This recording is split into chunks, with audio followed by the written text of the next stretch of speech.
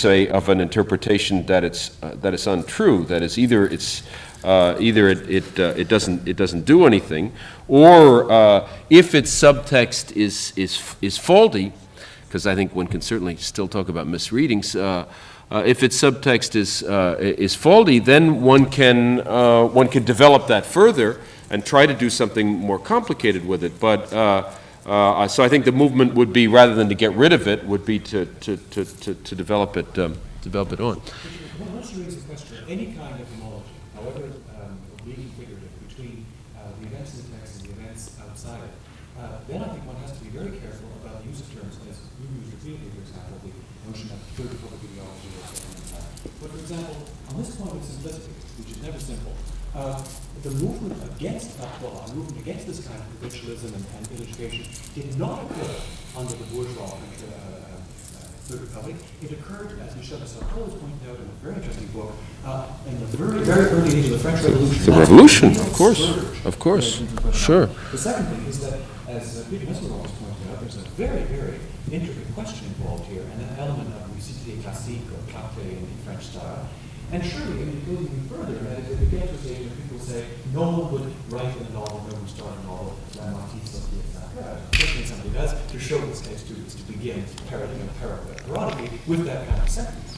Well, to be sure, the source of the ideology of the Third Republic, if indeed one can speak in terms that general, is in the Convention and is in the Jacobins. So I wasn't suggesting that they made it up. I mean, that the whole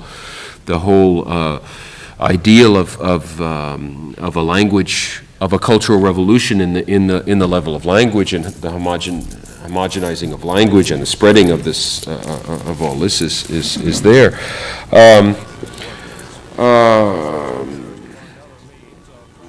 But I think that would be a somewhat different subtext, as we're saying, okay, here's another formal feature that can be decoded, that has a symbolic value, and this is a certain kind of, which again we as foreigners and as people in the late 20th century are less aware of, and which then must be restored in the form of a different subtext. And at that point, one would want to say, okay, Cartesianism, and then you can follow Sartre's analysis of Flowbear himself as representing this attempt to synthesize these two family but also ideological traditions of the skeptical father, medical man, Cartesian, Voltairian, and the rest.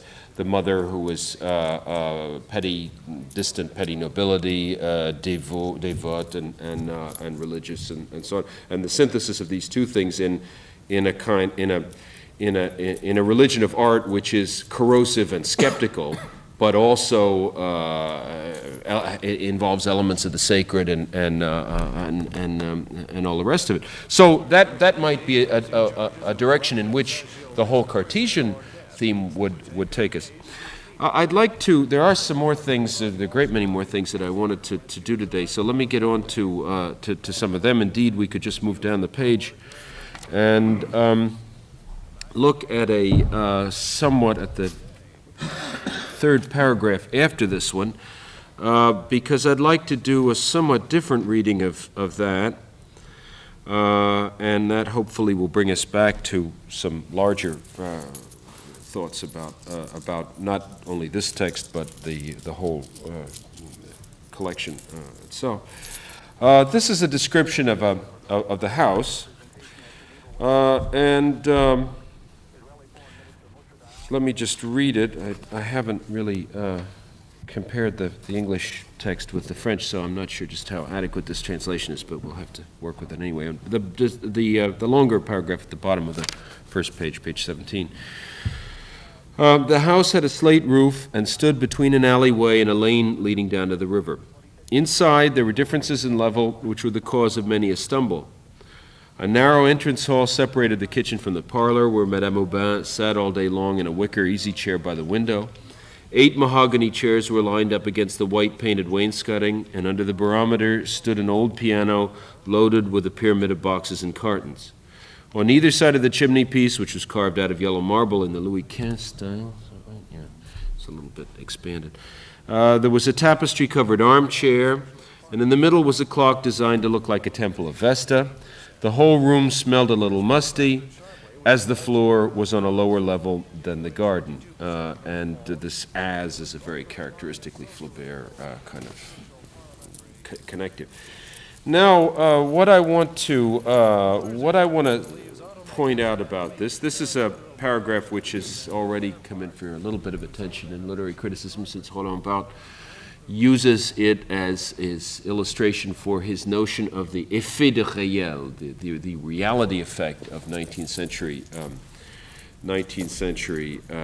realism. He had his earliest theory on all this was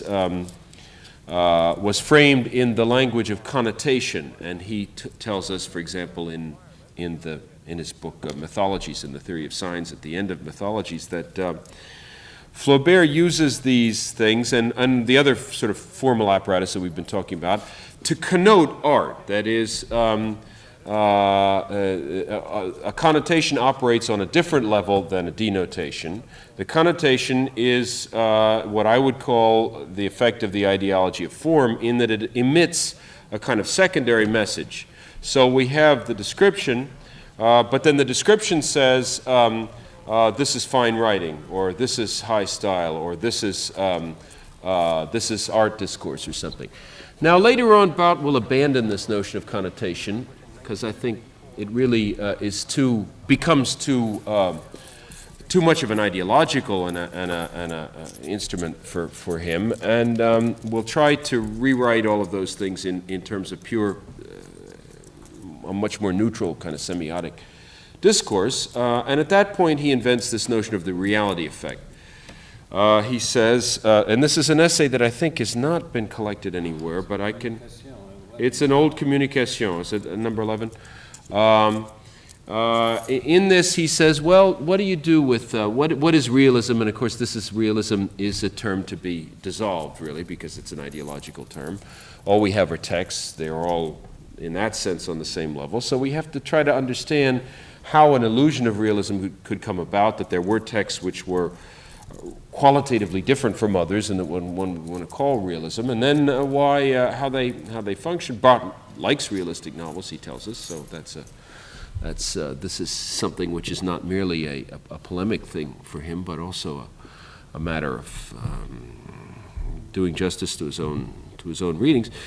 What he says is, all right, the barometer on this piano, the barometer under which are stacked the various cartons, and what do we have here? Un pyramidal de boîtes et de cartons.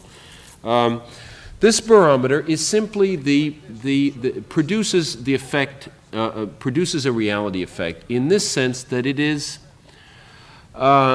concrete. Now I'm using that in a somewhat different sense than we used it a moment ago in dialectical theory. It's concrete but meaningless. That is, it is the documentation of sheer contingency. Barthes has always, and I think this is really one of the most interesting parts of his work, has always been very allergic to, or has always felt a kind of mission to detect and to denounce the presence of excessive meanings. This is one of the reasons why Mythologies takes off after advertising, and why he calls advertising slogans and pictures and so on myths, because he says there's a surplus, or an excess, I'd rather say, surplus is another charge word. It's an excess of meaning that shouldn't be there. There's illicit meaning in these advertising images. Overcode everything and give one to understand that all of their parts are somehow fully functional, and that the world is a kind of full system of meanings. So he says, whenever, for us today at least, whenever we feel that there's too much meaning in a text, it ceases to be. We have a kind of distance or suspicion of it. That is, it becomes too rapidly symbolic, and then at that point we know that there's something completely arbitrary and unreal or unrealistic in the sense about it, because our experience of daily life and of objects is one of contingency and not of symbolic excess. So the text wants to give us a contingent detail, something that really has no meaning in itself. It could have been a barometer. Why does it have to be a barometer? Now, if we want to try to push that towards a meaning, then what are we going to say? Well, we have the weather at the end of this paragraph, after all, the dampness and so forth, and this is and so a barometer and so on. But the more one pulls that towards a fullness of meaning, the more dissatisfied we get, because we know that it's a self-defeating process, and if we can really make it turn into a symbol, we've ruined the whole passage, because then it will cease to be the kind of text we started out with, and will become something else which is very, very doubtful, it seems to me, or suspect for our present day taste. So for Bout, the effective reality is produced by this kind of concrete detail, which is rigorously unsymbolizing, and which is thus given in order to connote, but this is then a word he won't use anymore, to connote the following: this material, these objects are real. This is the real world is being described here. And the real world then documents itself by its sense of contingency. Well, that may certainly be so, but it seems to me, and I wouldn't want to engage on a process of again restoring the kind of symbolic meaning that Barth rightly attacks, because it seems to me that there he really puts his finger on an important feature of contemporary experience, which is that of contingency in its relationship to the literary text, which was one of the great themes of Sartrean existentialism, and to which one should eventually come back.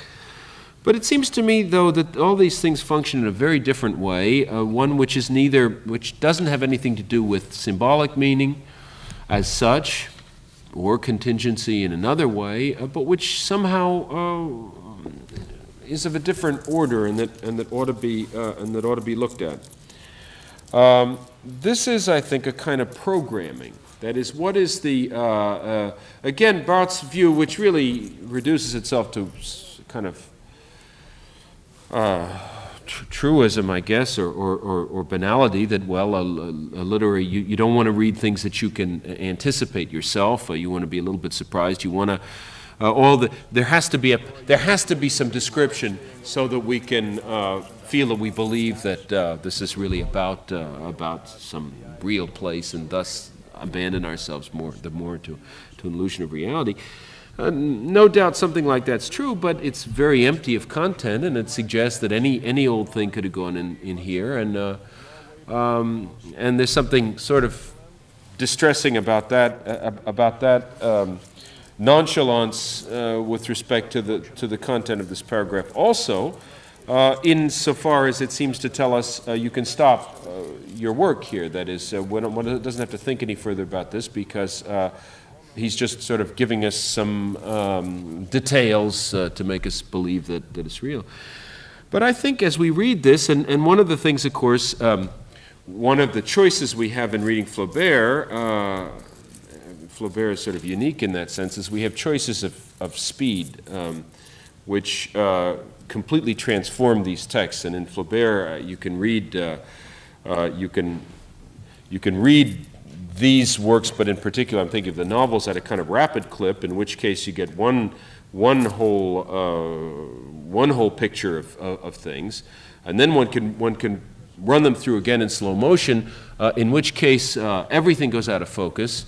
You can't focus over longer time periods at all anymore, and you're reading up like this, paragraph by paragraph, as we're told he wrote, but that's beside the point. And something very different happens, and I think this is only really this is a feature that's structurally peculiar to Flowbear, in the sense that Balzac's language is only able to be read on the faster level, and the modernism that comes out of Flowbear is only able to be read in the slower fashion, and this is one of the key moments at which these two things continue to coexist. At any rate, one can suppose that some of the ingredients of the slower reading are there potentially at any way one works this. And I would suggest that we look at this, this description as a particular kind of programming in, well, the text tells us, differences of differences of différence de niveau, differences in level. The whole paragraph programs us to one difference in level after another. That is to say, it sensitizes us, to use this useful word, it sensitizes us to noticing this kind of thing henceforth.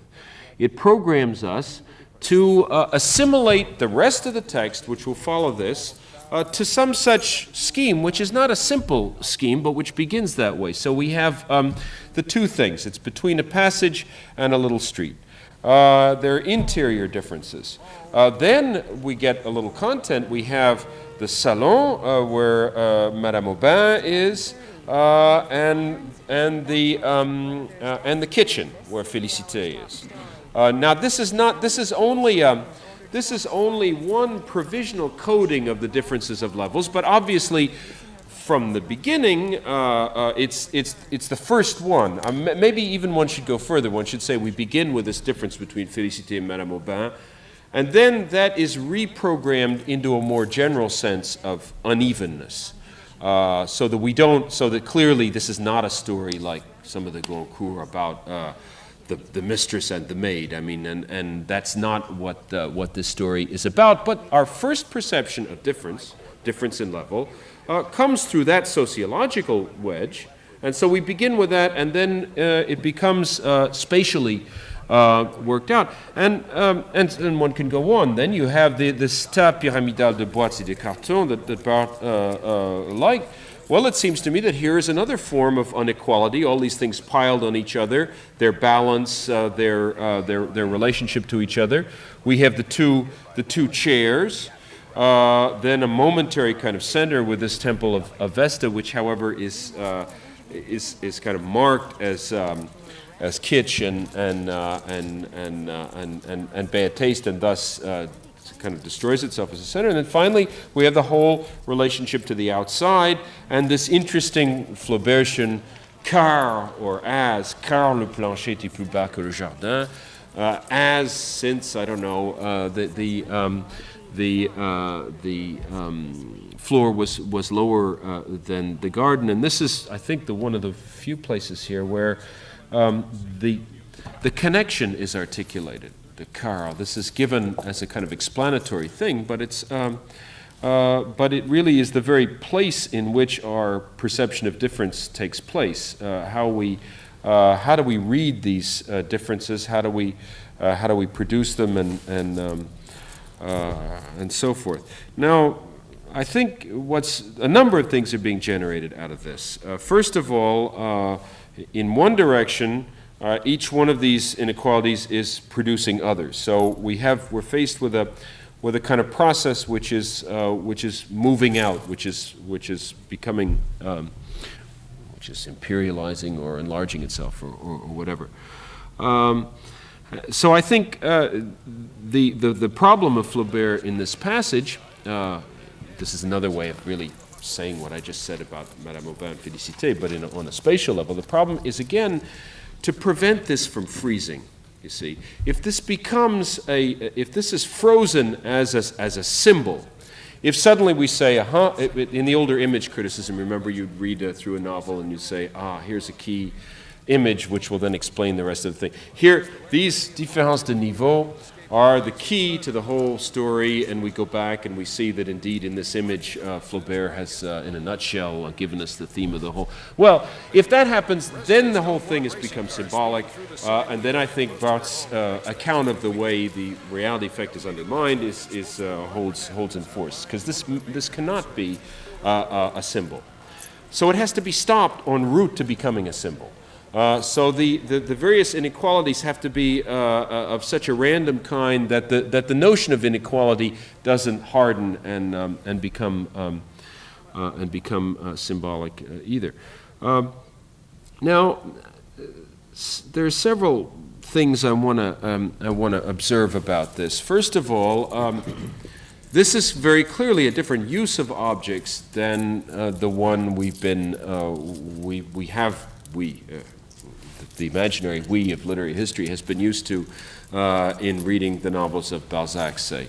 It would have been desirable, and I didn't bring the text, but I'm sure everyone has in his or her mind some sort of vestiges of the famous Balzacian description, say, of the Maison Vauquer at the beginning of Père Goriot and so on.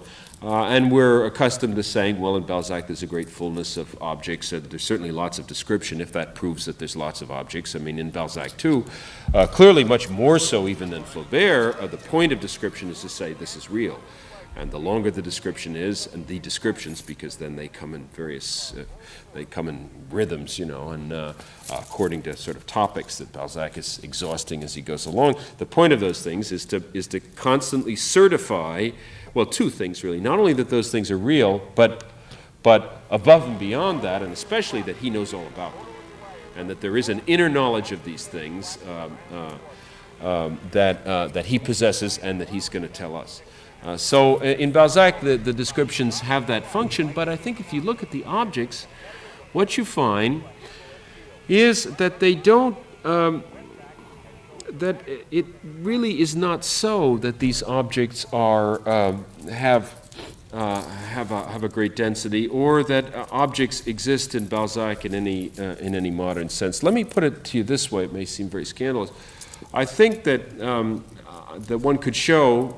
I'm not quite sure physically how one could show this, but one could show by examining all the pages of Balzac that there isn't a single physiological sensation of the modern or modernist type in all of Balzac. Now you'll say, well, but the Maison Vauquer, it's sticky and poisseux, and there's a whole evocation of Greece and everything else in there. It would seem to be very tactile and very physical. But remember what Barthes tells us about this. There is in modern times, physical sensation, and also the plenitude of physical sensation, is very closely linked to contingency.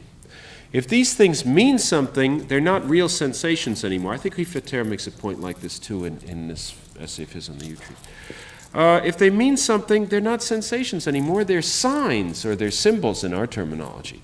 In Balzac, all of these objects are signs. There isn't a single object that's contingent, which is to say, which overflows its meanings. They're all there to tell us something. Each one of them has a very specific message, and it says, she's Madame Vauquer, and her pensioners are of this class, and she has this amount of money and not that, and she hasn't replaced these things since this period, and so. And there isn't anything there which exists in and of itself.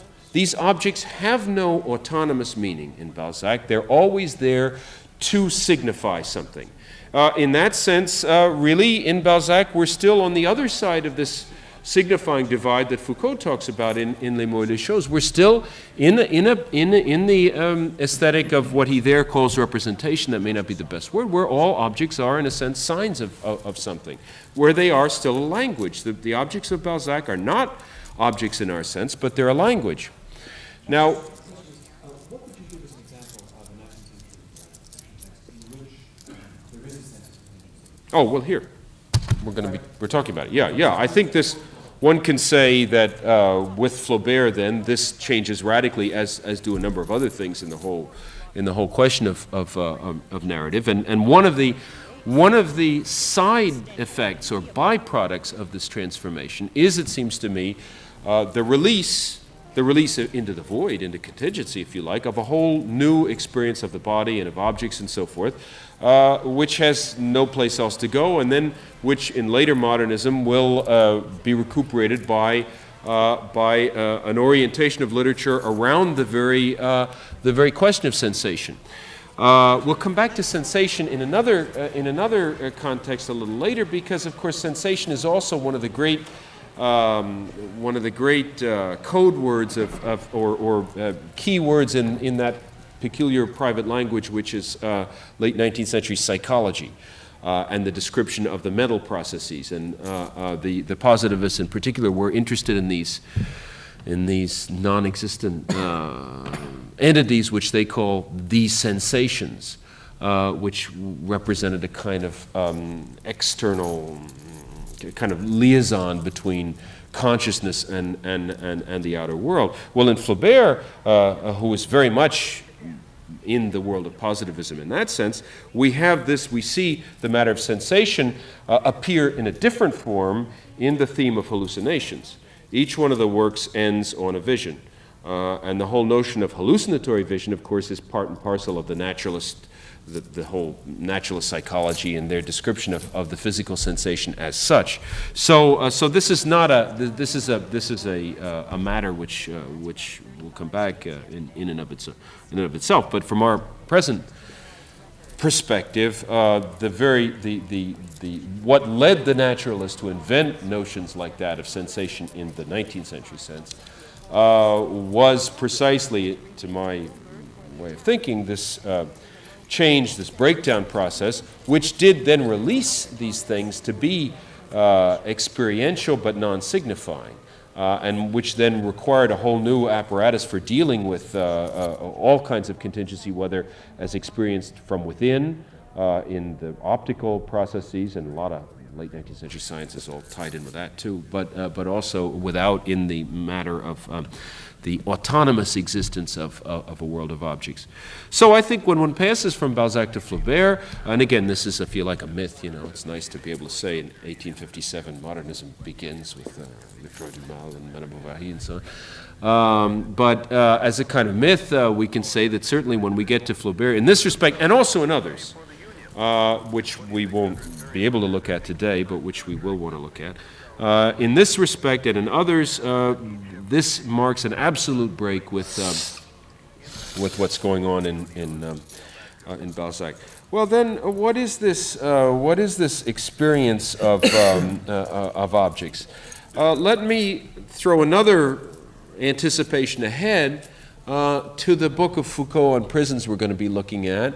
It seems to me what's really interesting about that is that suddenly Foucault, it's not clear, and it doesn't happen in Les Mots et les Choses except for the use of the painting of Velázquez, and even that doesn't count in this.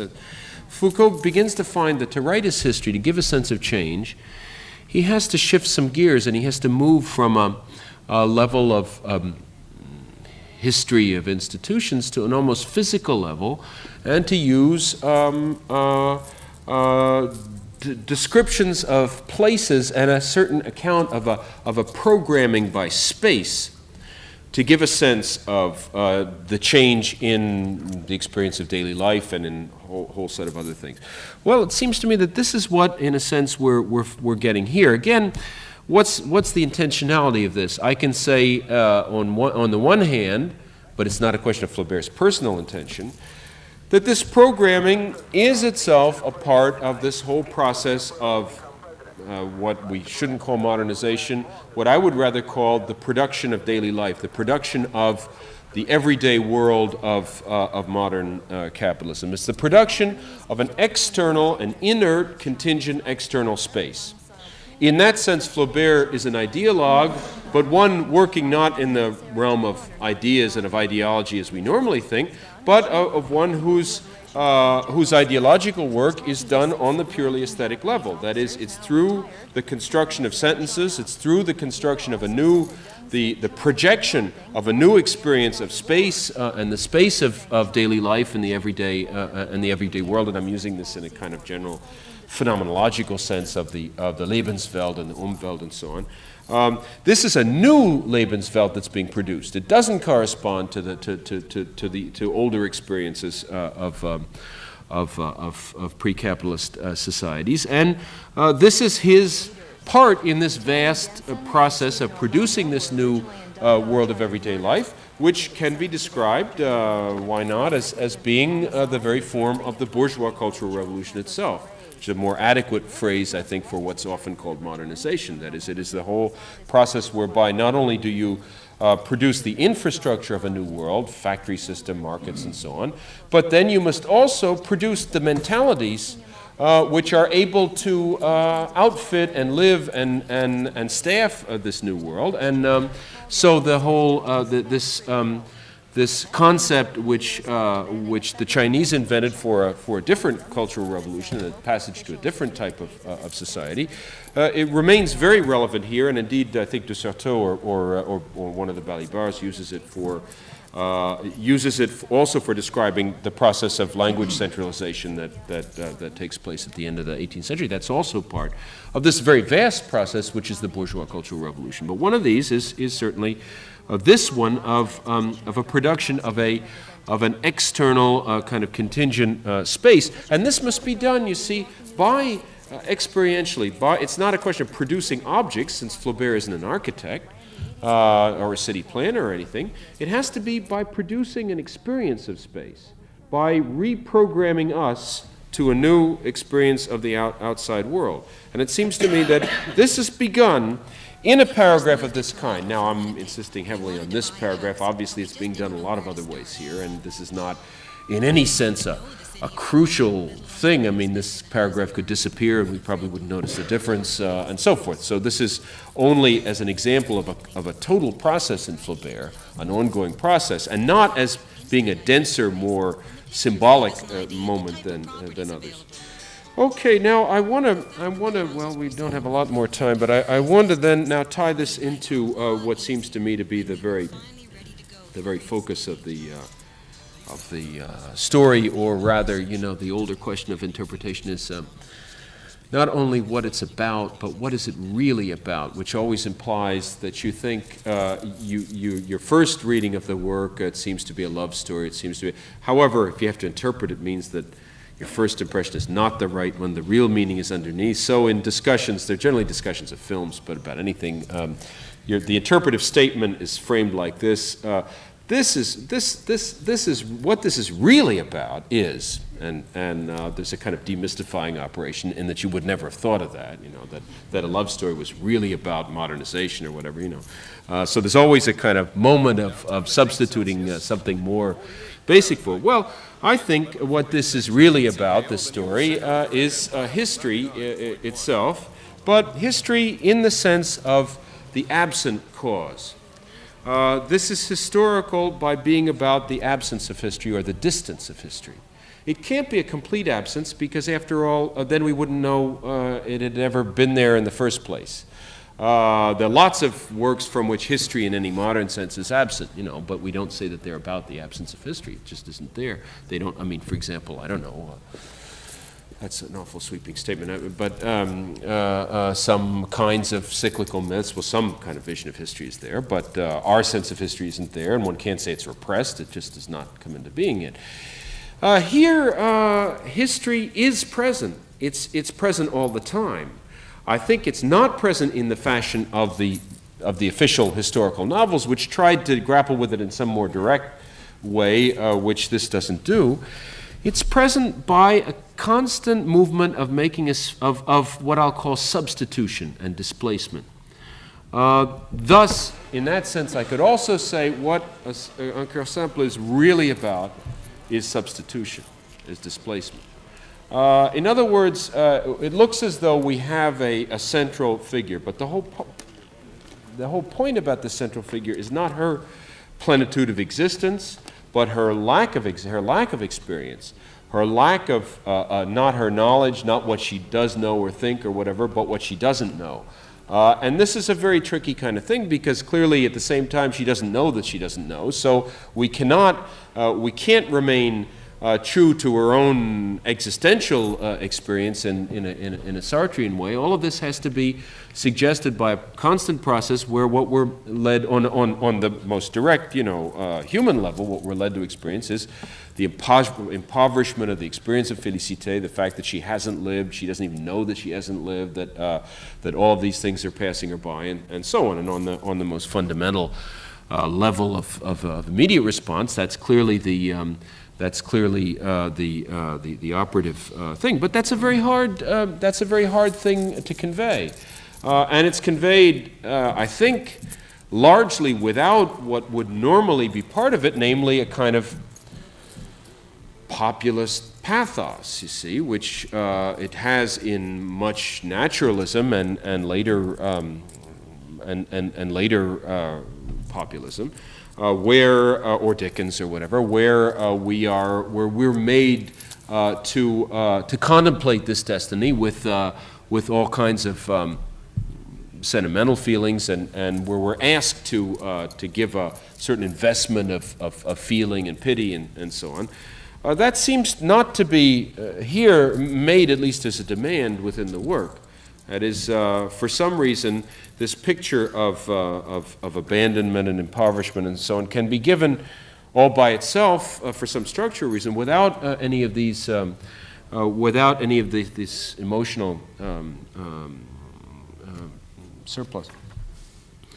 So the question is how this can be done.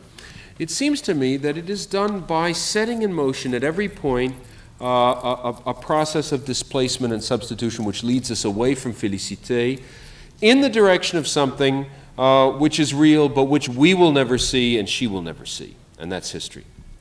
So history comes into being as the invisible outer limit, really the absent cause in the strictest sense of the word, of all of this. It would be the end term of this chain of substitutions if we ever got there, but we never will. So in a way, and if we tried to get there, we wouldn't either, you see. So we could say, all right, and this is really what's being done to politics in sentimental education too, but let's say an anti-Flowbear came into being and said, well, we have this period 1809 to whatever it is. Let's really show where the center of things really are. Because remember, this is also an experience both spatially and metaphysically in what Derrida will later describe in his terminology, being an experience of decenteredness, right? Of being distant from the center, or in another term that I'd like to gloss at some length, but that we don't have time for, in Sartre's language in the critique, as a question of seriality, where the center is always somewhere else. Somebody else is the center of things, or it's elsewhere, and clearly that's part of the experience of provincial life, but it seems to me that this is the inner provincialism, even of provincial life. That is, it's a whole world structuring process that's being evoked, provoked, created here. Now, imagine someone who wanted to show, on the contrary, where the center was. Where is real history? You know, if you say it's distant from here, félicité is about as far from history as anybody could get, then it must be somewhere. Let's go and describe that. Who would we describe? What goes on in the head of Louis Philippe, or you know, I mean, suddenly there isn't any center, and we have that kind of experience of the sentimental education where we're in the very eye of the hurricane and walking around in it, and we can't find it either, or the experience of Waterloo in the Charterhouse, where Fabrice wants to go to the center of things, the very center of the world.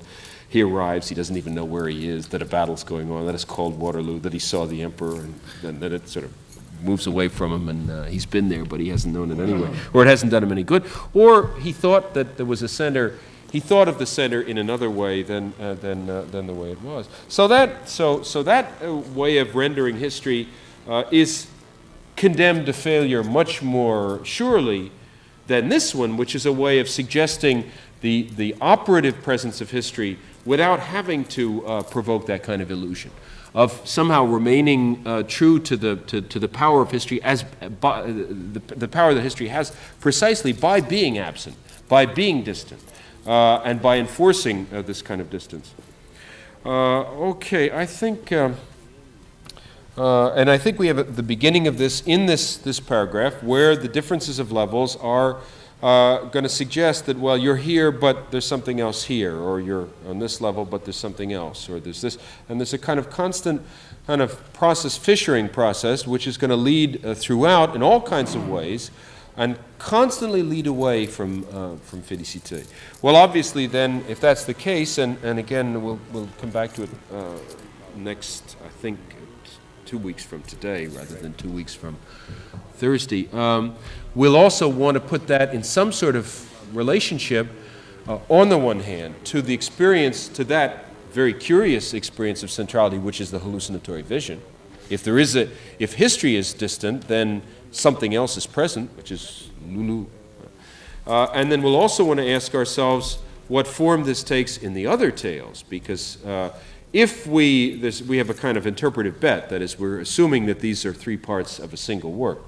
If they're not, unfortunately, our ingenuity won't disprove us, but nothing will ever come to good of the whole process of interpretation. And if they are, we won't really know it either, since there is no way that we can prove that. But we're going to have to assume that what we see going on here entertains some important relationships to these other, since the other works are clearly about history in a much more specific sense. They are historical, and they are indeed two very different ways of approaching a historical narrative, and we want to assume that those then come back and entertain some meaningful relationship with this picture of history as absence. So we'll go on with that next time. I think there are a few more minutes if there are a few further questions or observations. Just a quick comment to support this. During the same time you get development of the philosophy of furniture, and so often one finds that in this very question of description, which we deal with an interesting way, that you find that the history, insofar as it can be attained, is in fact reified into objects, contextual style, the movie canvas, armchairs. This would be a level of the mediating institution, which is now not just the bourgeois family, but the household, what you inherit, how long furniture lasts, the fact that in the older furniture does last from generation to generation, is handed on down, and so on. So historicity is inscribed in these things, which it wouldn't be today in the suburbs or whatever. Would not have been earlier, right, yeah. Okay.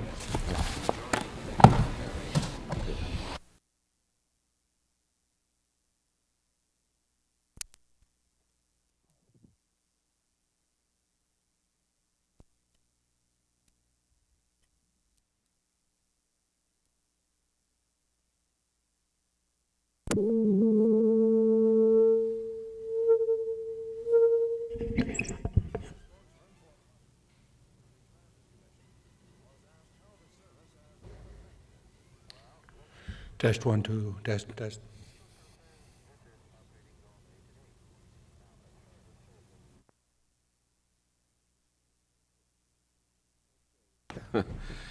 Okay, first I wanted to, someone asked me a question about this business of charismas yesterday, and again, like so many other themes that we want to take up, I don't want to give a full answer to it, but I think I should make what I said perhaps a little clearer.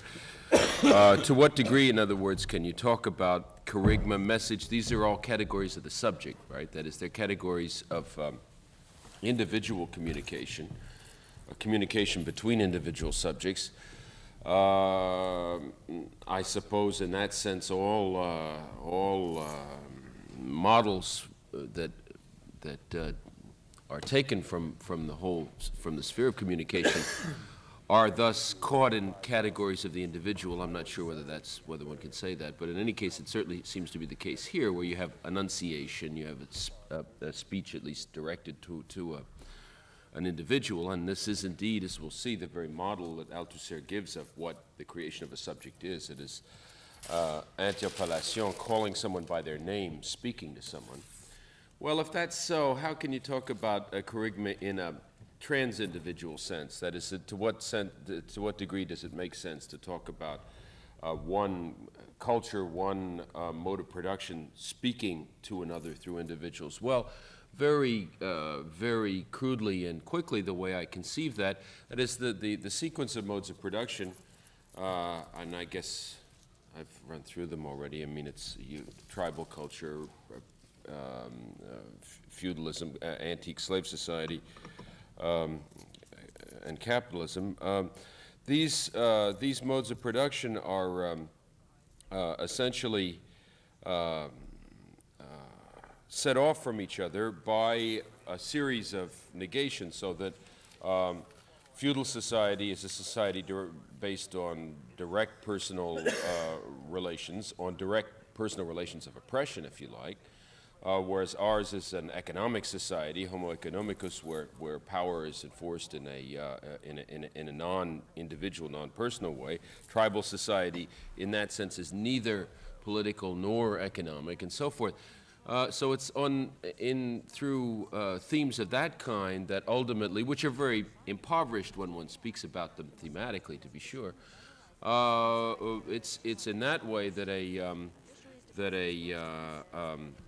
that another society judges us or sits in judgment on us. So a radically alien text will then, above and beyond everything it says, and through everything it says, will be saying to us, we are a society, we are human relations that don't know reification, say, as we know oppression and force and domination, but not reification, since our relations are personal and so forth.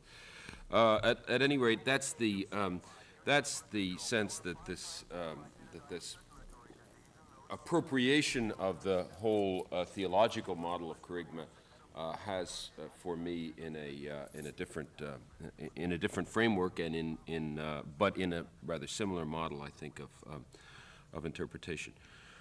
Okay, now today I want to leave all of that and the philosophical materials aside and go at once to these tales of Flowbear to bring out a number of things which will both, I suppose, be examples of interpretation or problems of interpretation, and then ultimately, I hope, which will fit back into something of the historical framework we're developing in the other segments of this series of discussions. I guess I wanted to start with the first sentence of Un Cœur Simple, which is about which someone has written an extremely interesting analysis, or indeed interpretation, a whole essay on this first sentence, and which I think may serve as one example of a kind of a way of a type of mediation and of a kind of interpretation which is not, I think, reductionistic, but opens up all kinds of other possibilities. The sentence is similar enough in the English, I think, gives the sense of it, but doesn't. Pendant un demi-siècle, les bourgeoises de Pont-l'Évêque envièrent Madame Aubin, sa servante Félicité. And the English renders this very literally. For half a century, the women of Pont-l'Évêque envied Madame Aubin, her maidservant Félicité.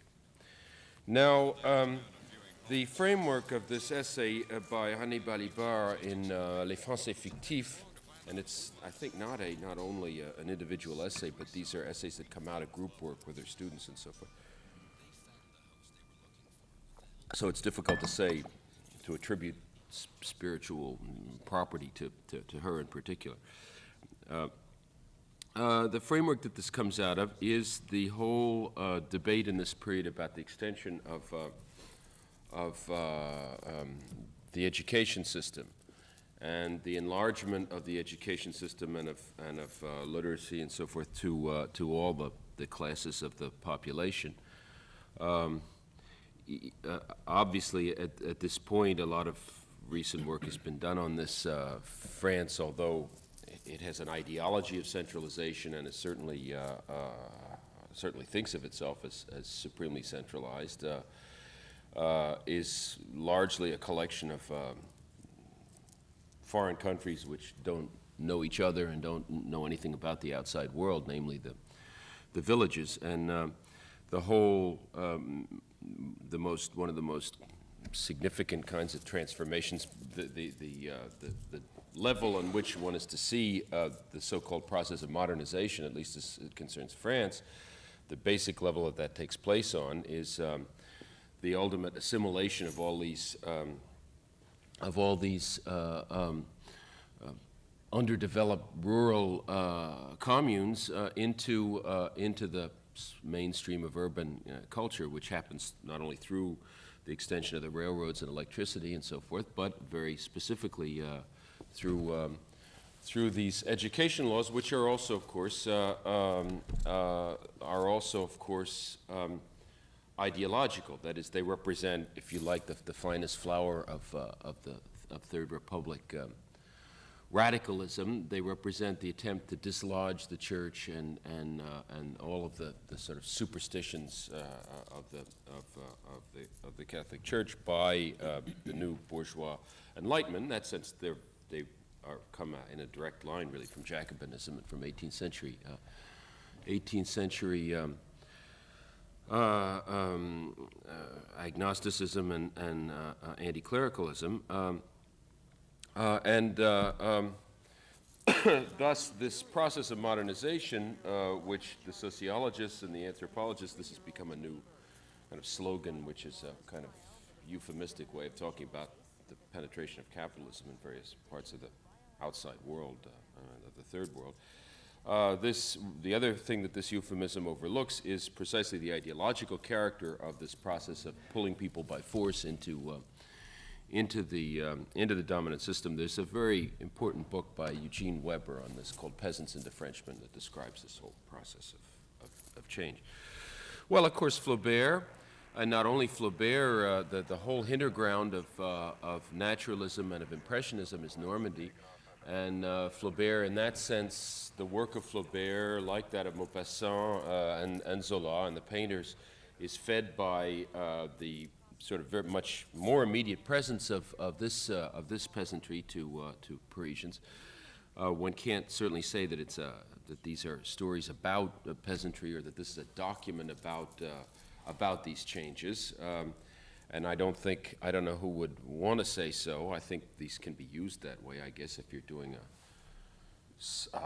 a sociology course about France and you want to illustrate something about peasants, then you give them a story of Maupassant. I mean, it would seem to me that that's I don't know that that's a reductive way of using it. It's certainly a way of using a story in a somewhat different sense than it had been intended. And even there, of course, part of this is showing city people things that they don't know. So there's a sense in which that illustrative use of this kind of literature responds to something that really is present in it. At any rate, this is not certainly an illustration of this process, although Félicité, as you see, goes from the farm to the town, and she goes from a situation as a peasant to a new place, a new kind of class role, which is that of servant. And people have been very struck. This would be another whole context, literary context to place this in, which we won't pursue now, but people have been struck by the increasing presence in the popular literature of the period by increasing presence of individual servants, that is, of the team of master and manservants, say. If you know any Jules Verne, which is exactly contemporaneous with all this, you know that that's a kind of key, one of the key. The heroes of Jules Verne are always a dyad or a triad, that is, this master and servant, or or two servants, or whatever. And this taking place at a moment when, of course, the old manor is breaking up, and there isn't the old servant class, which is almost completely part of a rural establishment, but rather these last remnants of servants, or this new type of servant, comes into being with the increasing kind of atomization of middle-class family life. So you have a very small family or an individual who is accompanied then by this kind of servant. And certainly one from that point would want to pursue would want at least to have a look or reflect on what this means about the so-called bourgeois subject. That is, if it is most comfortable in its popular literature, with a how can I put it, a libidinal apparatus which is in several positions. That is, which is hierarchical and not individual, but rather presents a unit which is, however, not the sexual unit of the family, but a kind of redoubling, where almost a division of labor. And I'm thinking again in Jules Verne of the Triad in 20,000 Leagues Under the Sea, where you have the scientist, And then you have his manservant, who is who has one great specialty, which is classification of natural things, natural fish and all kinds of things like that, without knowing anything more about the basis of this science or anything. And finally, by kind of accident, you have attached to them a harpooner who has other kinds of qualities different from those. And at the same time, these are a kind of microcosm faced with the British, with the whole weight of the British Empire against which that book is directed in spirit. You have a kind of complete sampling of the French presence in the world, since the hero is a Frenchman, his servant is a Belgian, and the harpooner is a French Canadian. So that's a kind of unit, really, which is a kind of multiple subject, and which functions as such, and I think has again can serve as testimony to the impossibility of this.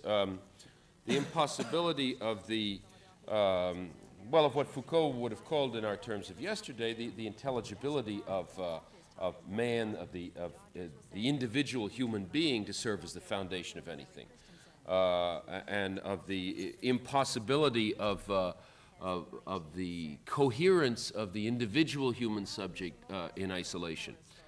The book obviously isn't about that, but that is certainly that's certainly part of the way in which it's symptomatic of historical development. And behind that, there is the individual subject, of course, Captain Nemo, but that's a different kind of generation, a more legendary past of the individual subject. Well, here, therefore, we have Félicité passing into this class, but in Flaubert's focus, of course, this is not. This doesn't do the kind of thing that popular literature does, and the focus here, since it is on Félicité, will block out something of that. Although I think it's very important, and we want to come back to it, that Félicité is not isolated either. That is, she is still, no matter how often or much we talk about Madame Aubin, she is a part of a functioning symbiotic unit, a multiple unit, and she doesn't exist on her own. And this lack of coherence of the individual subject will then, in some sense, return to call the framework of the individual life into question, and in another sense, it will become the very, in some ways, the very subject of the story. At any rate, this moment of the debate on literacy and universality, the extension of the education system, is one of the historical subtexts in which this text is to be or can be understood. I use this word subtext rather than context because I think it's a way of avoiding a certain number of misunderstandings about what I really don't like to call sociological criticism, but I don't think of anything else to call it for the moment. Dialectical criticism, if you like. People suppose that reading a work, interpreting a work from its context means reading this, closing the book, then finding another book, which is a history book, opening that up, finding out what happened, and then well, of course, that other book doesn't exist, or at least the one you want never really exists. And of course, above and beyond that, it is another book, and it's not historical reality. And so this context to which we're referring is another text in some ways. That is, whatever we say about the peasantry in this period or about education, we have it from some other text, and there's a kind of endless series if we know all the things that Weber knows. Nonetheless, those are archives, and so they're still texts. So I think it's more useful in many ways and creates new problems, which are not those false ones, but are more interesting ones, if one admits that from the outset and says that one of the tasks of interpretation is first of all to produce or to construct, or at least to reconstruct a subtext or a number of subtexts in terms of which we're going to read this work. This I think, shows that, that it is a process of reconstruction, that there can be any number of these things. That is, there are indeed a number of historical or other frameworks that we can see a work like this in terms of, and no doubt, in some sense, they're infinite. That is, there are at least an infinite number of versions we can give, and so there is no cut and dried outer reality of that kind that we can put this text in relationship to. So we want to, or we will maybe want to make several such constructions or reconstructions of historical subtexts, of which this first illustration I'm giving you of René Balibar is an essential one. Now, it turns out that as the educational system develops, or the way that this new universal education will graft itself onto the older school system, results in a three-tiered system of institutions. The école primaire, the elementary school, then the secondary school or high school or lycée, and finally, or high school, and then as an alternate to that, the lycée as a preparation for the university system. Now, in this form, this description of these institutions, into which one could go into a lot more detail, and give dates and all the rest of it, this is not yet usable for us as a subtext. That is, clearly, well, we do have some things about education in this work, and those are of very great interest. And we also have a good deal more about lack of education, and that's obviously also of interest. And we have these things running through all three stories, because there's also the education of Saint-Julien, medieval education, and I think less in Hérodias, but there too the kinds of cultural materials which make up an educational process are inscribed in Hérodias in a somewhat different way. Nonetheless, in that form, as qua institutions, this emergent system is not yet usable to us. So we need another mediation, as we need to know what the stylistic, what the literary, what the linguistic equivalents of these institutions, this three-tiered system, are. Now, it turns out that to each corresponds a certain level of complexity of language. That is, in each of these steps or tracks, and this is, after all, a tracking system. This is the very mechanism that produces the social classes and reproduces them, since stopping at the end of any one of these tracks or taking any one of these tracks is going to mark the individual and give him his class, him or her, his class position. And one of the ways in which this tracking system is marked is precisely by a certain level of linguistic competence. Obviously, to the level of the elementary school corresponds the simple sentence, subject, object, and verb, writing, and so on, reading simple sentences. Now, to the two higher steps correspond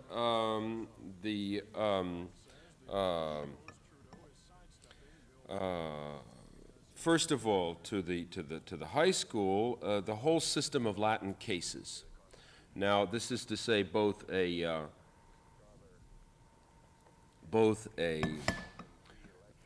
this whole process of translating a Latin case system into French and so forth, and of course also then the use of these cases. And finally, to the lycée and higher education belongs rhetoric itself, and in linguistic terms, that's the periodic sentence. Now, René Balibar's point about this opening sentence is that it is a kind of a microcosm in which these three levels coexist. It is a symbolic act in which all three are somehow very, very deliberately, and one might even say in this context almost aggressively evoked. If you think that this is a period, for us we don't notice it. That is, it seems to me all we may notice about this sentence is that there's a certain way in which, and this has often been commented on about Flaubert's style, there's a way in which the sentence marks itself as being literature. It says, this is very simple, however, there's a concealed art here. Look at the way I've inverted certain words, and note that this is art writing and not a common garden variety language so that much is clear to us, but the rest of it may not be, since we no longer have this context, which we've had to reconstruct for ourselves, in which the very simplicity of a sentence would be a kind of aggressive and a symbolic and a political act. So one can well imagine that in this period, writing very simple sentences, composing a work of very simple sentences, is a kind of scandalous mode of identifying with a whole bunch of people who are going through primary school, and with sort of exacerbating people's awareness of these debates and of the charged nature of grammar itself in this context, where the whole matter of grammar and language is a very intensely political one. However, in Flaubert we have all three, really. Envière à Madame Aubin is a dative, I guess, and that's rendered, I guess this is an English dative, envied Madame Aubin, her maidservant Félicité. So we have in here very ostentatiously the flexing, if I can put it that way, in the muscular but not the grammatical sense, of a case, which adds on to this kind of lowest level of the sentence, the note of difference and the note of the next stage of the system, and then finally there's the structure of the sentence as a whole, which is far more complicated than any of those things, and in which this famous rhythm of Flaubert, this famous kind of ternary rhythm that we'll want to come back to, is again kind of ostentatiously inscribed in various places. That is, one can break up the sentence in threes in a number of different ways. So in a way, this beginning, which seems very, which had seemed only to have the decision of a gesture that underscores art and the importance of, or the ideology of art, if you like, can also be rewritten and reread in terms of an actual political, a whole political atmosphere, on which I don't know if one can say. Then I think at some point one would want to answer. One would want to ask what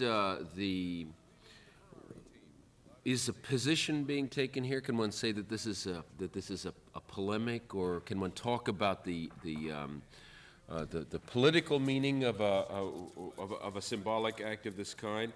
I think the way these things tend to happen is that if you don't approve, let's say, obviously it's not a polemic for these laws, but if one doesn't approve of this extension of education, say, normally the way that operates is that one prefers not to think about it. So there is a sense in which any kind of foregrounding of the elements of the problem tends to rub people's noses in the problem, and thereby to have a kind of political sense. This said, then we have to see that there's also an opposite motion, that is that all these things are recuperated and they are transformed back into art and made into objects which have a kind of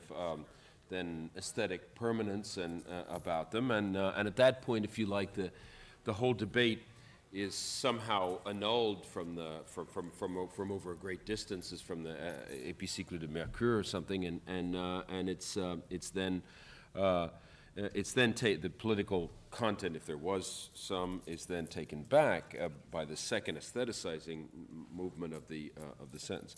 Nonetheless, it seems to me this is the kind of thing which is going on in a text of this kind, and to read it in this way seems to me raises the possibility of kinds of interpretations which are maybe more at once more complicated and more simple than we've been taught to think. That is, we haven't reduced the sentence to meaning something else. It can only mean this.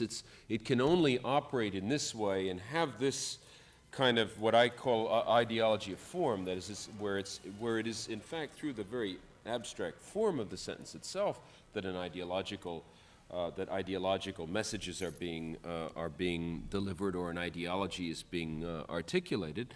The content has to be there. The sentence has to remain the first sentence of the novella, and so forth. So it's not a question of interpreting it in the old sense of substituting something else for it, but rather in this. Nor is it really, although I like to use these words, a matter of translating it into something else or transcoding it into something else. What we've been doing in the matter of transcoding, I think, has more to do with the languages that we're using about it and with the mediations involved in creating these various subtexts than with our final reading of the sentence. Rather, it seems to me that what we've done is precisely to recover an original meaning. And not only a historical meaning, although obviously there's a sense in which this is antiquarian and dusty, and somebody has to look up these facts, and this is a local problem that doesn't concern us anymore, and thus in a different way, we all, insofar as we teach literature, have a kind of institutional pull towards too hastily universalizing these things and making them accessible to our students in a way that leaps over the immediate historical context and at once passes to the universal. That, I think, that was the whole question of this is, I think, the practical form taken by these problems of interpretation we raised yesterday, by the problems of relation to the alien text in a culture in which increasingly the students have no sense of history at all, and where almost everything at that point is a historical text. It seems to me that there is another position possible than the antiquarian one, which would say you must know the historical context of this, you must read some things about Third Republic France or Second Empire France and so on, because otherwise you won't. And it just is important to know this. These are important facts. History ought to be learned and so forth. Seems to me that the other way of doing this is again one which reasserts the other chain of the interpretive process and suggests that we are increasingly interested in the historical context of a work like this to the degree that we historicize ourselves in the present, to the degree that we become aware of the opacity and the thickness of our own relationship to our own historical situation, to the institutions, to language, to all kinds of mediations in the present. To that degree, to the degree that we understand that our own concrete situation is also, I won't say local, but is a determinate one in a specific place in which a very specific and particular determinate dialectic is going on all these levels, political, economic, and ideological. To the degree that we're aware of that in the present, it seems to me that we bring to the historical context of something like this a great deal more interest, because we've already come to understand that everything, every act of consciousness or every literary act has to take place within this kind of framework, and then these things cease to be dusty, but they become and acquire then a kind of universality in the sense that then all symbolic acts take place in just such a determinate context, which whose outer envelope, if you like, is are all these dusty facts. So that we have, I think, not really gone back to a kind of older literary history, if that means something to call it that, but rather have made an approach to a somewhat different type notion of the recovery of an original meaning. The idea that that the original meaning of this sentence, and we haven't gotten beyond that, not yet to speak of the work itself. The original meaning of this sentence was somehow concrete. Marx has a famous remark in the 1857 preface to the Grundrisse, where he says, today, it used to be thought that knowledge, the scientific, coming to being of scientific knowledge, was a process of rising from the particular to the abstract, the creation of abstractions. But he says that's really, today, now we can understand that this is really only the first step, and that once one has arrived at the abstract, the real process of scientific knowledge is rising again from the abstract to the concrete, and redissolving these abstractions that we have disengaged from all kinds of realities back into the concrete, that concrete language, which is that of history. And I think it's that kind of, it's that notion of the concrete that I think underlines this, what I see here is as a model of a restoration of original meaning, rather different from that at least suggested by the theological descriptions that we looked at yesterday, because we're not saying that underneath this there's some more authentic, fundamental in the sense, even if you like, a primitive impulse at work, but rather that this concrete moment is itself, Foucault uses the word, I'm sure they translate it like this in English, originary for this 19th century sense of authenticity, that the place of origins is in the present itself, and that one doesn't have to go beyond this present to look for chronological origins or anything of that kind. Well, I suppose some such notion of authenticity is here that one can express the other way around, that the aesthetic value of this sentence comes precisely from its articulation and its preservation of everything that's concrete in this situation we're talking about, and which would otherwise, without that, be evaporated or remain, come before us only in terms of the abstractions of history books, and not in this genuinely concrete sense, where really the concrete is still alive in kind of dormant state in this sentence, and awaiting to be reawakened by this hermeneutic process. Okay, so much then for this first sentence. Now I want to go on and deal with some things of a little bit larger. Yes. Mm-hmm. Mm-hmm. This is one of the elements here, also being given in the story itself a very strong sense of historical and temporal perspective, as well as spatial perspective. I think which is a very true interesting about the importance of provincialism, because that is in a sense really the culture of Scotland. But there's also within the story, isn't there, in the very first phrase, for half a century, there is the sense that part of the simplicity of the first sentence, and I think part of the simplicity of perspective, is not only derived from the spread of literacy at different levels, but also from the sense that a simpler, earlier culture is being understood. In the same way, for example, George Eliot is looking back on the period in England before the first Reform Bill. Here we're looking back on Napoleonic and Bourbon France. For example, Félicité's pictures at the Comte d'Artois, which has a tremendous significance in French culture. I think that will be an important question to ask ourselves. I don't myself, there are other ways that history gets in here, and I want to spend a good deal of time today on that. But I don't, for myself, first of all, I'm not sure that France, in this period that is between the early 19th century, which is the center of this narrative, and the 70s and 80s when it's being read, I don't think that provincial France changes as much as is the case of the England of the Reform Bill, for one thing. So that I'm not sure whether, and I'm sure that even in the early 20th century you would have had country houses that would still have had the picture of the Comte d'Artois, so that I'm not sure that can serve as an index or even a mechanism for historical change. But there's a very important question here about historical narratives that I think we must immediately raise. I don't see this, therefore, as much as you do, as a historical narrative, certainly in the sense that the other tales are, but as a quest of, well, as almost as the quest of a historical narrative, really. But I think there are interesting things that happen with historical novels that are unsuccessful. There's a kind of slippage.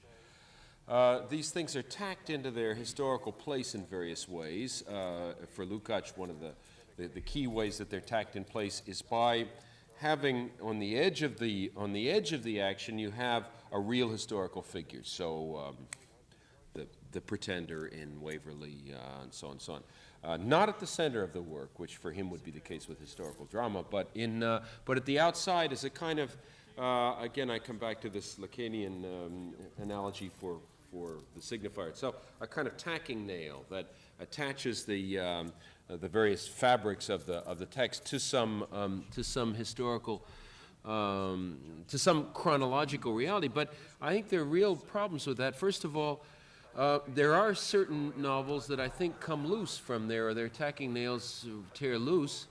I'm thinking of the Maupassant's imitation of this, Un cœur simple, une vie, which is rewritten sort of from the perspective of Madame Aubin. And this is much more specifically intended to be a historical novel. We even get a sense of where the periods are indicated much more insistently throughout. And yet, one has no sense at all, that is, it's a free-floating thing. It could happen, it seems to me, to at least as I read it, it feels as though it could have happened earlier, later, and somehow the novelist has failed to put the closed provincial experience back into some kind of structural connection with the greater world of the outside world of history itself. I'm thinking also of at least a book that I've felt which is often given as one of the great examples of the historical novel, Henry Esmond, which for me is in the same way is somehow pulls loose and is free floating with respect to its historical context in a way that I think deserves examination, because it poses the problem the other way around. How does a narrative get to be associated with a period? You would never, for example, those are things one would never dream of saying about Stendhal. All of the novels of Stendhal are absolutely nailed into place. They could only have happened then, or Balzac also in somewhat different ways, and no one would dream of saying that, well, the story of Julien could have really been late 19th century or earlier, or 18th century. I mean, that's simply an impression that isn't allowed to arise. So one of the things I think we'll want to ask is, it seems to me that this here, on the contrary, we have a sense of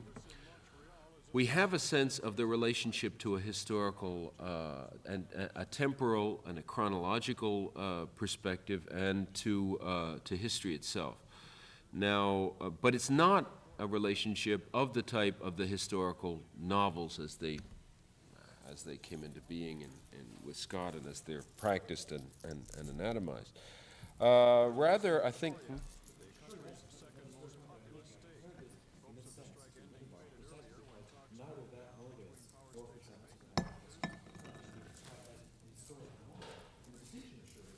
There is a sense that the past is being brought toward the present in the act of narration in this type of fiction. And that implies a degree of irony in looking at the past that doesn't exist in a historical fiction, say,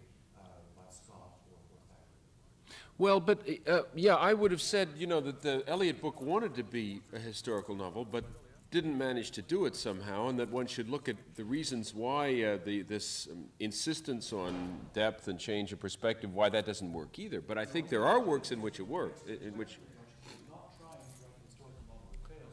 She's trying to write a fiction that will provide a history for those who have not had one, which is a very different kind of... Oh, a different kind of history. That's an ideological purpose. Yeah, yeah. Oh, that to be sure. Yeah, yeah. And I think that's indeed why the older kind of historical novel, which is still present there, doesn't get done, because it's in contradiction with the other thrust of the book, which is, I want to call it ahistorical, but a view of community working on a different level of historical operativeness, so to speak, than the one we generally attribute to it.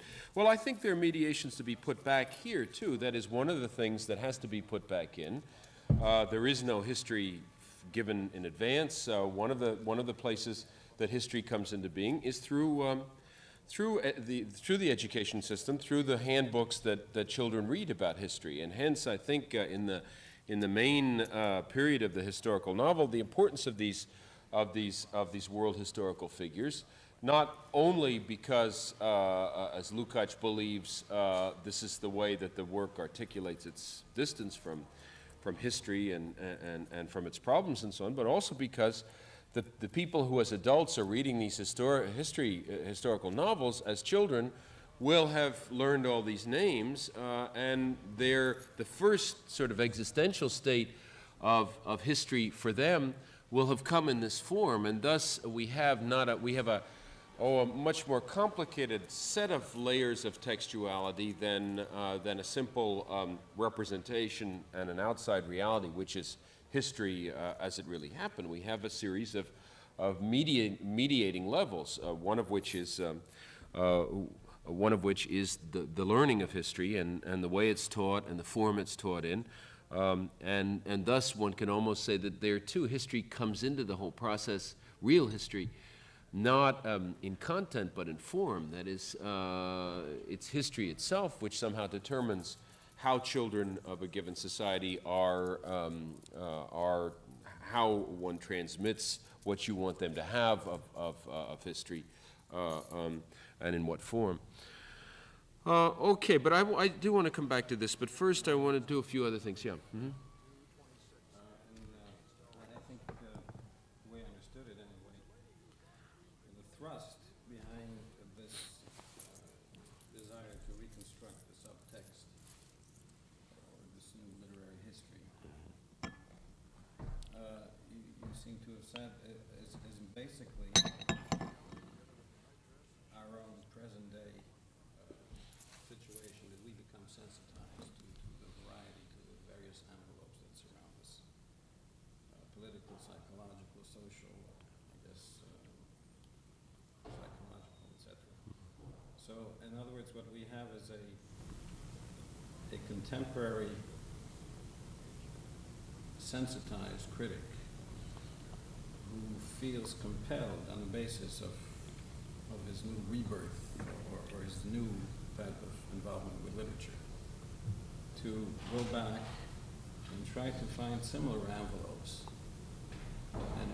in a text of this kind, which brought you to say, I believe I wrote down here, that the first sentence would indicate a desire on Flaubert's part to identify with grammar school dropout, in a sense.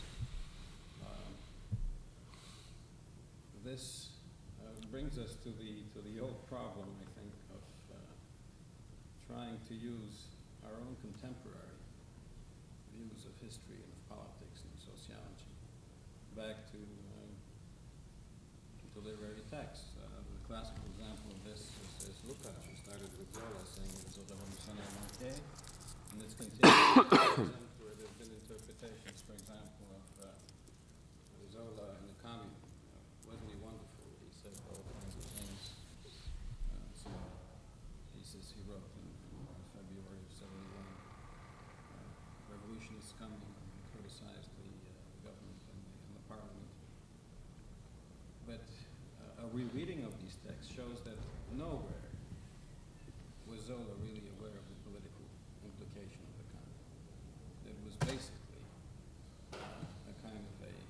decency and a kind of identification with a certain political situation rather than an ideological commitment. And the question is basically, aren't we fooling ourselves really? And in the sense that our own sensitized new awareness is being transferred out of context into a historical situation to which we're very, very distant in time and everything else. Yeah, as I understand it, Zola wrote for two different newspapers at the time, giving two separate the versions other of these. paper is not certain. That's one thing. The other paper, he never signed the other. Well, look, I think there are two things one must say.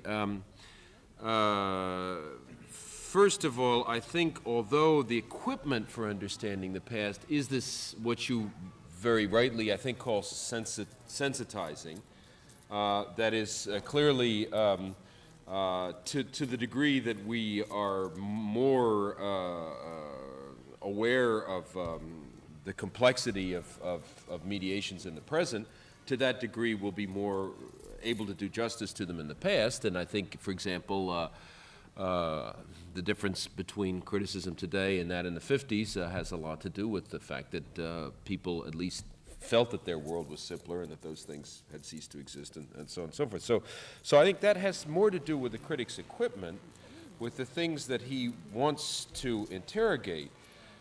Then it has to do with the what you call, I forget what you called it, but the motive force behind this. I don't think that's a question of making the past into the present, but rather the motivation is the idea of the restoration of meaning. That is, these various subtexts. We have to see the work in terms of these various subtexts, because precisely this work as a symbolic gag is not complete as it stands without that semantic and pragmatic content. And so I would rather say that the aims of this kind of criticism come from that awareness rather than from any particular experience in the present or political axe to grind. And I think this is something that we're becoming aware of, that the feeling that a text makes sense is like what we were saying the other day about the experience of reading itself not being perhaps an adequate basis on which to describe interpretation, precisely because there is a repression, or there is a concealment of meaning which is achieved by our sense that this makes perfect grammatical sense like this, and we need no further content to understand the sentence. It's the distinction that Frege makes between Sinn and Bedeutung, the sense of a text in itself, its immediate syntactic meaning, the fact that we understand it in some very limited sense, and then its significance for us, that is the point at which it becomes invested with all kinds of different semantic content, psychoanalytic as well as historical and social. Seems to me that's the horizon of meaning that this kind of criticism wants to restore, but that it will restore it only in terms, obviously, of what we're capable of in the present, since those are the only instruments we have. Yeah.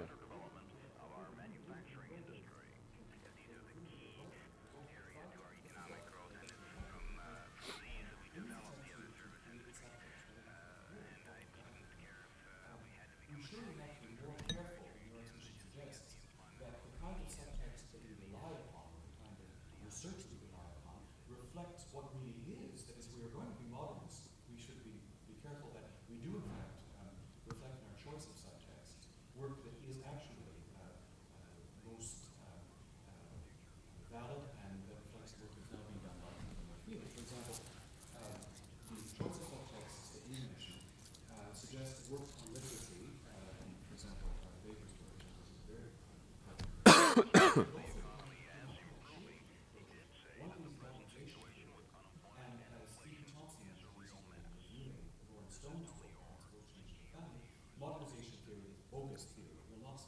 It's an ideology. Yeah, it's an ideology. And secondly, that the second of these 2 or 3 parts of the tripod would seem to me to be the discussion of the transformation, for example, of economy and family, the two going together. But this, I think, in your explanation of it, is based upon a view that doesn't take into account, for example, Luke Berger's definition of Laszlo's theory of the formation of the nuclear family, and it doesn't seem to take into account the work that's now being done by people like Mendels and Medic on proto-industrialization. That is, even the modes of production seems to me are much more complex than are suggested by somewhat old-time Marxist reading of the process. Well, yeah, that's why I'm talking about subtexts rather than a single one, because I think this is a kind of constant process where one replaces this in a number of different subtexts at any time. And the reading I was giving you, which isn't mine, by the way, is one that seemed to me to do this in a very striking and dramatic way. But obviously, when you've said that this was that was one basic subtext, you haven't begun to exhaust the possibilities. And I wouldn't want to say they're infinite, but obviously they're very numerous. Now, I want to come back though to another thing that was said. It's that I suggested that Flowbear was taking a position by writing this kind of sentence. Well, I was really trying not to do that. I don't know exactly what language I used, but it seems to me that the intentional fallacy is perfectly remains in force here, and that obviously we can't know what Flowbear intended, and we have no way of knowing it, and probably it would be of no interest anyway, since one's intentions in that psychological sense are changing all the time and part of the sort of penumbra of consciousness, and not really interesting. Where what is intentional are the acts themselves, so that I think one can use Occam's razor and cut out the stage of the individual subject. Seems to me that the kind of criticism which is interested in Flaubert's own personal opinions on things is introducing the whole apparatus of what the French now call the philosophy of the subject, the individual subject, and I think is not necessary, although it's very hard to talk about these things without using something of the language of individual subjects. What we have, I think, stands by itself in a kind of ambiguity that one has to respect. This scandal and this polemic is articulated in this sentence. Now, again, it's a political question. When you articulate the problem, are you taking a position one side or the other? In one sense, as I tried to point out, to articulate a problem is already to give aid and comfort to one side over the other, in the sense that there's one side which will prefer not to know about it. So in that way, you could say that there was something political about this act, but I think it remains permanently ambiguous, because really we don't have the expression of an opinion here. We don't have the taking of a position, however that would be conceivable in this literary form. All we have is that somehow the situation itself has been concretized and made visible, and that's the ambiguity that I think we want to preserve about this. That's still questionable, you see. You take it as axiomatic that the position has been articulated. You see, that is indeed implicit. And the question is not a simple transference of a contemporary sensitized awareness to something which existed. Well, I don't know that we're so aware of these things today. That is, this is a local contemporary debate of the contemporaries about this. But then at that point, well, I think then the question that one wants to pursue is not one of historical accuracy, because then in that case, there is nothing one could say about the past, because there's nothing one could prove in that sense. So I think one wants to say, all right, that this interpretation does seem to work in connection with this sentence. That is to say, it's not something that's external to it. It is something which is properly imminent in that it makes us read this sentence with a great deal more flex this sentence with a great deal more intensity than we had before. Then I think we want to ask ourselves to what degree this moment of interpretation, this interpretive act, how that can be related into the other things that are going on in the story, whether indeed that comes to be part of a larger view of the story, or whether this proves to have been a kind of simple jeu d'esprit, which really is unrelated to the rest of it. You see, it's not seems to me, this kind of interpretation is rather to be thought of in terms of a performing art rather than of a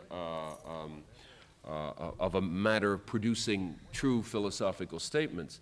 We're trying to reinvent a form of reading which has a resonance of reading and content, which can accommodate more content than other alternate kinds of readings.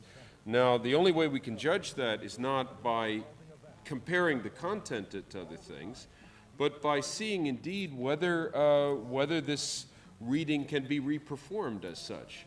Not only whether we can read this sentence now with this new material in it in some operative way, but reread the whole story in that sense.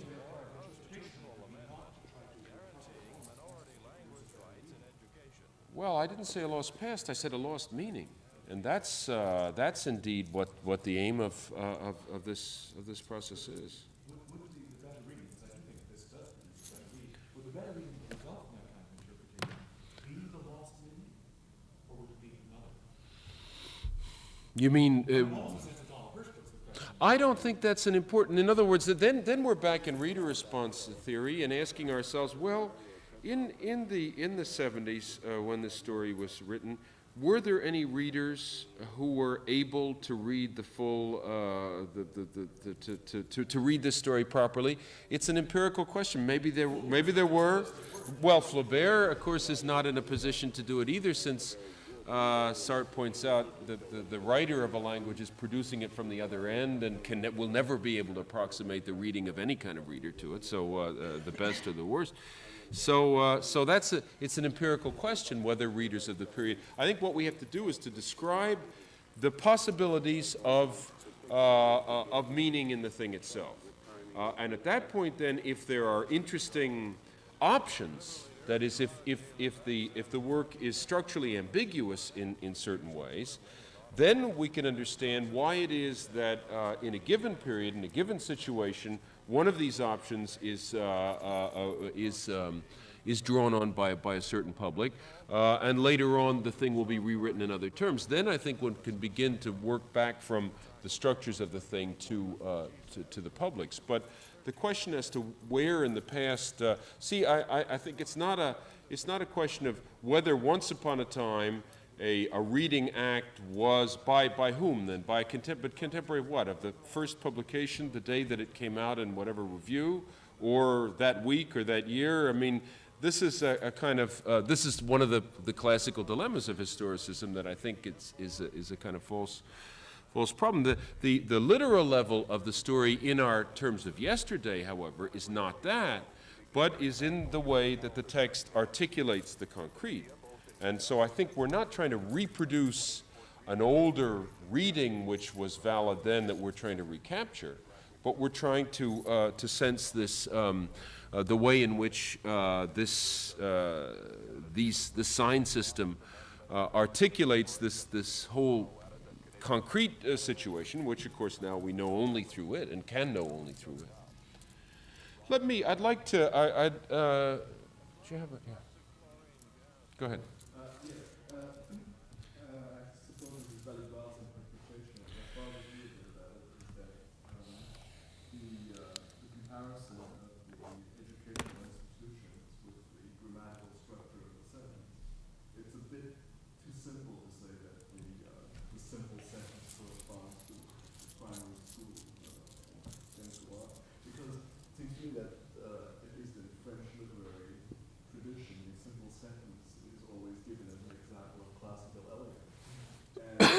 sentence was always given to us as the way we should write, and this was a university. So there was an elitist aspect to the simple sentence, which kind of valid interpretations. Well, sure, you're bringing it to the peasantry in a sense, too. You're bringing French clarté and Cartesianism and the logic of French itself, part of the whole dominant ideology of the centralized language, is being brought as an enlightenment to these classes, too. So I think that's in there. Or that could be. I'm sorry, had you finished? Yes, I mean, how does one reconcile the fact that although it is a simple sentence, it's also a very, I mean, it's given as a value as you go through the education. Well, I think you said it, that this is also part of how can I put it, bourgeois Third Republic ideology, and it is a question of bringing the paternalism, of bringing the enlightenment of these simple sentences which are thus correct French, I mean, and not patois or anything, to the peasants. So I think that's a different ideological level of. I mean, we tend to sort these things out and say, well, obviously, if they want to bring literacy, then that must be a progressive step, and the people who oppose it must be conservative. But the progressive step is also itself bourgeois and part of the very imperializing spread of the Third Republic and its ideology. So those choices, those evaluations of left and right are always much more complicated and ambiguous than one would be tempted to then one has to say in a kind of schematic presentation. Now, I think, though, you say that the institutions, the sentence structure corresponds to the institutions. Well, that's a question. It's a mediation there. This is a kind of allegorical reading. We're taking a certain level of the sentence, its structure, and we are then making an allegorical interpretation of that and saying, okay, to this corresponds this in some way. Now, I think since we can see it, and this is a very, again, it's a very stark and highly oversimplified thing, at that point, I think one might well want to go on beyond that and say, all right, now, this is much too oversimplified, this view of the tripartite